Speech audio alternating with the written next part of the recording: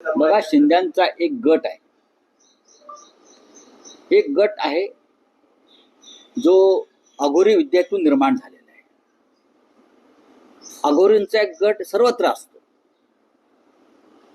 धर्मक्षेत्रात असतो, सामाजिक क्षेत्रात असतो, राजकीय क्षेत्रात असतो.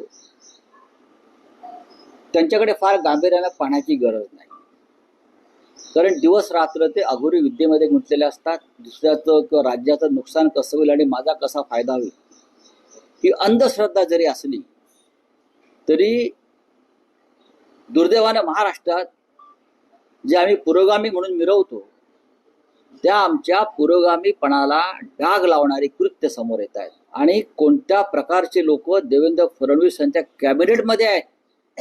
देवेंद्र फडणवीस यांनी कॅबिनेटच्या बैठकीला बसण्याआधी खुर्चीखाली वाकून पाहायला पाहिजे नक्की काय आहे ते. देवेंद्र फडणवीस हे राज्याचे मुख्यमंत्री आहेत आणि त्यांनी जसे मंत्र्यांचे पीए ते तपासून घेत आहेत तसे त्यांनी मंत्री सुद्धा तपासून घेतले पाहिजे. हे असे अघोरी विद्येमध्ये रममाण असलेले मंत्री महाराष्ट्राचं काय भलं करणार.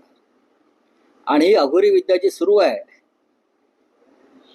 याच्याविषयी जास्त माहिती द्यायची तर ते या राज्याच्या मुख्यमंत्र्यांना एलिमिनेट करून तिथे आमचा नेता यावा यासाठी अघोरी विद्येचे प्रकार एसएनसी गटाचे लोक ठिकठिकाणी करतायत. हे मी वारंवार आपल्याला सांगितलंय. माझा विश्वास नाही, मी अंधश्रद्धाळू नाही, पण हे समोर येत आहे ना.